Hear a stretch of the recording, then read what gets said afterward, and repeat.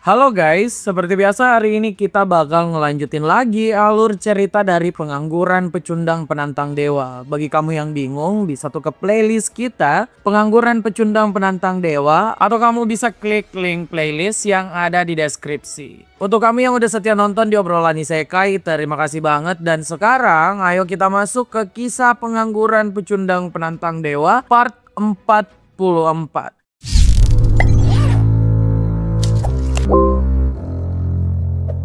Di video sebelumnya, Han Sung-yeon tuh sedang berada di luar Tower of Trials. Harusnya dia tuh punya hari libur yang indah, tapi sekarang malah harus ngurus masalah besar. God of Battle dan utusannya ternyata muncul di bumi untuk menantang dewa dari bumi. Han Sung-yeon tahu kalau undangan itu jelas ditujukan untuk dirinya. Makanya Han Sung-yeon bersedia untuk melawan God of Battle dan utusannya. Asalkan semua itu disiarkan secara live streaming. Han Sung-yeon ingin live streaming hanya untuk satu hal. Dia itu butuh pengikut dari bumi agar bisa menjadi dewa bumi berikutnya. Sekarang Han Sung-yeon tengah melindungi bumi dengan menghadapi God of Battle. Dewa berambut merah sering bacot ini sudah disudutkan Han Sung-yeon sekarang. Karena Han Sung-yeon berhasil menghentikan waktu selama 4 detik. Waktu yang berhenti selama 4 detik itu cukup digunakan oleh Han Sung-yeon ngebuat God of Battle panik. Han Sung-yeon tuh mulai dengan mengambil kembali stat dan divine power yang dicuri oleh God of Battle. Han Sung-yeon yang melihat God of Battle panik bilang kalau dewa ini nggak boleh cepat panik karena semuanya itu baru aja dimulai. Han Sung-yeon kemudian mengaktifkan seluruh skill miliknya untuk menambah kecepatan dan kekuatan. Lewat teknik berpedangnya, Han Sung-yeon mulai ngehantam kiri kanan si God of Battle.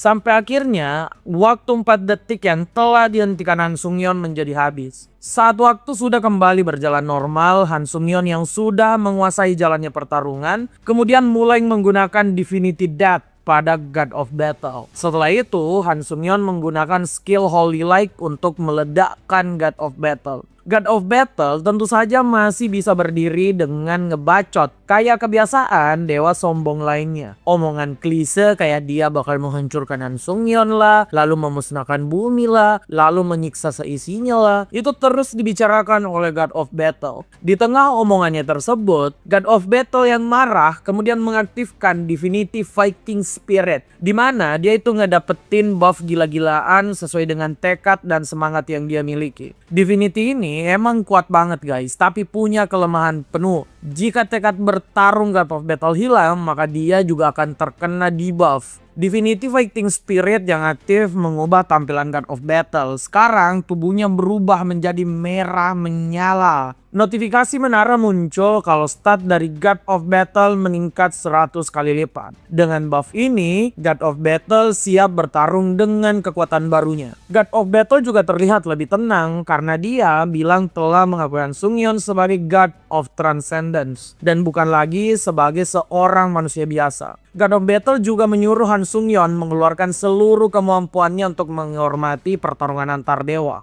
Han Sung-yeon yang mendengar hal ini juga tuh langsung ngaktifin Divinity Transcendence miliknya. Han Sung-yeon berhasil ngebuat statnya meningkat 27 kali lipat untuk mengimbangi God of Battle. Aura keduanya kemudian menggelegar seantero domain tempat kedua dewa ini bertarung. Setelah saling menatap, pertarungan pun dimulai. God of Battle maju duluan untuk menghampiri Han Sung-yeon. Han Sung-yeon itu kemudian mengaktifkan Special Authority Battle Craving untuk meningkatkan seluruh efek skillnya mencapai 300%. God of Battle tuh nggak mau kalah. Divinity Battle miliknya ikut aktif untuk menyerap stat dan divine power milik dari Han Sung-yeon. Pertarungan pun terus berlanjut. Keduanya emang kelihatan seimbang, tapi God of Battle itu sadar kalau Han Sung-yeon makin melambat. God of Battle yakin itu karena dia menyerap stat dan juga divine power milik Han Sung-yeon. God of Battle kemudian memegangi kaki Han Sung-yeon dan terus ngehajar Han Sung-yeon. 4 tangan yang dimiliki God of Battle ini emang cocok dipakai buat ngajar orang. 2 tangan tuh cukup buat megang, 2 lagi buat ngehajar. Han Sung-yeon itu emang mulai kewalahan. Han Sung-yeon kemudian memaksa menggunakan Holy Light agar God of Battle mundur dari sana. Saat God of Battle menjauh, Han Sung-yeon kemudian menggunakan Asian Blood untuk menyembuhkan dirinya. God of Battle yang merasa dirinya unggul mengungkapkan kesenangannya. Dewa rambut merah ini kegirangan banget. Setelah mencuri stat dan dan divine power milik Han Sung-yeon. Dia senang bukan kepalang karena memang menjadi yang paling diuntungkan dalam pertarungan keduanya. Dengan tatapan penuh kemenangan, God of Battle maju ke depan dan mengangkat Han Sung-yeon seperti mainan. Han Sung-yeon yang berada dalam posisi ini malah terus tenang dan tidak panik sedikit pun. Han Sung-yeon tuh ternyata menunggu satu momen. Tiba-tiba God of Battle terluka tanpa diserang Han Sung-yeon. Momen itu yang ditunggu karena ternyata emang udah 44 menit nama God of Battle dicatat dalam Death Note milik Han Sung-yeon. Sedikit demi sedikit, God of Battle yang kesakitan merasakan kalau divine power yang telah dia kumpulkan menghilang. Han Sung-yeon bilang kalau divine power God of Battle berkurang karena efek dari Death Note yang dia miliki. Han Sung-yeon udah tahu tuh dirinya kembali unggul dan menuntut ucapan penyesalan dari God of Battle karena telah mencoba mengancam bumi. Han Sung-yeon langsung saja menebas God of Battle. God of Battle berteriak kesakitan karena dia telah kehilangan satu tangan. Luka ini tuh adalah luka paling serius yang pernah dialami sejak menjadi God of Battle. God of Battle yang sedang terjepit dan tahu kalau dirinya tidak akan selamat ternyata masih punya kartu untuk dimainkan. God of Battle menggunakan divinity terkuatnya yaitu Annihilation. Saking kuatnya divinity ini tuh punya cooldown 10 tahun guys. Kekuatan tersebut itu bisa menghancurkan segalanya termasuk seisi dunia yang berada di sekitar God of Battle. God of Battle berencana ngebawa Han Sung-yeon ke neraka bersamanya. God of Battle yang mengaktifkan Divinity Annihilation lagi-lagi enggak ngebuat Han Sung-yeon ketakutan. Han Sung-yeon itu malah masih tenang. Han Sung-yeon kemudian menggunakan jam tangan dari God of Time untuk efek Attack Nullification. Attack Nullification adalah salah satu efek jam God of Time yang bisa ngebatalin serangan dahsyat dari musuh Han Sung-yeon. Sekarang God of Battle tuh nggak punya apa-apa lagi. Han Sung-yeon menyuruh God of Battle diam dan enggak usah bacot lagi. God of Battle tuh sudah terkapar karena Divinity Death dan Command milik Han Sung-yeon. Han Sung-yeon kemudian bilang ini belum berakhir. Dia mengaktifkan Divine Power bernama Nemesis. Saat Divine Power ini aktif, Han Sung-yeon tuh tidak bisa diintervensi makhluk apapun. Pedang Demon Blood Han Sung-yeon berubah menjadi warna emas dan saat ditancapkan, God of Battle merasa kesakitan banget. Divine Power yang dia banggakan diserap oleh Han Sung-yeon. Saat semua telah diserap, Han Sung-yeon melihat dengan mata kepalanya sendiri. God of Battle yang dari dulu mengganggunya, kini perlahan lenyap. God of Battle cuma bisa sumpah serapah sambil dia menghilang karena nggak menyangka Han Sung-yeon akan menjadi dewa yang mengalahkannya. Han Sung-yeon yang berhasil menang kemudian menyerap jiwa dari God of Battle. Han Sung-yeon yang selesai bertarung melihat ke atas langit. Dia tentu senang banget bisa melindungi bumi dari invasi seorang dewa. Keesokan harinya, setelah Han Sung-yeon menyelamatkan bumi, namanya tuh sudah menjadi pembicaraan semua orang. Ada banyak media yang ingin melakukan wawancara, tapi Han Sung-yeon langsung menolak. Han Sung-yeon itu bilang hanya akan berbicara lewat guild hunter yang bekerja sama dengannya. Han Sung-yeon dan Dam Chum-wo yang melihat semua pemberitaan merasa senang dengan apa yang Han Sung-yeon capai. Apalagi setelah menyelamatkan bumi, Han Sung-yeon tuh memang mendapatkan begitu banyak pengikut. Dari notifikasi yang muncul, Han Sung-yeon telah mendapatkan lebih dari 2 juta pengikut guys. Jumlah ini tentu saja memberikan divine power begitu besar pada Han Sung-yeon. Han Sung-yeon yang telah mendapatkan jutaan pengikut kemudian bisa mengakses berbagai hal lain sekarang. Salah satunya yaitu melihat daftar pengikut berdasarkan kekuatan mereka. Han Sung-yeon juga sekarang bisa memberikan skill pada penganutnya yang masuk ke 10 terkuat. Nah, Han Sung-yeon yang selesai dengan mengecek pencapaian baru tersebut juga sadar kalau fitur pembagian skillnya masih ampas banget. Karena skill yang bisa dibagikan cuma punya rank F. Han Sung-yeon harus jadi lebih kuat tuh agar bisa memberikan kekuatan yang lebih layak pada pengikutnya. Han Sung-yeon pun kemudian bersiap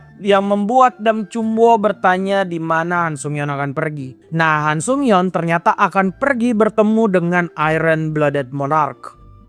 Saat sampai di wilayah Iron Blooded Monarch, Han Sung-yeon tuh mendapat sambutan hangat. Meskipun Iron Blooded Monarch lumayan kecewa pada Han Sung-yeon. Sekarang Han Sung-yeon tuh sibuk banget, jadi terus mengabaikan panggilan dari Iron Blooded Monarch. Han Sung-yeon yang melihat kekecewaan administratornya tersebut hanya bisa meminta maaf. Permintaan maaf dari Han Sung-yeon ini bagi Iron Blooded Monarch udah cukup. Lagi pula mereka punya hal lain yang harus mereka bicarakan. Saat akan membicarakan hal yang sangat penting, ekspresi dari Iron Blooded Monarch tuh menjadi berubah. Untuk pertama kali, Han Sung-yeon melihat administrator tersebut malah kelihatan sedih. Bahkan saking sentimentalnya, Iron Blooded Monarch bilang andai dia dan Han Sung-yeon berada di masa yang sama, pasti keduanya akan menjadi penantang menara yang cukup dekat. Han Sung-yeon yang mendengar hal ini emang pintar tuh ngolah hati wanita. Han Sung-yeon bilang kalau mereka berdua emang dekat sejak Han Sung-yeon menjadi kontraktor Iron Blooded Monarch. Hal ini tentu saja mencengangkan bagi Iron Blooded Monarch. Dia nggak menyangka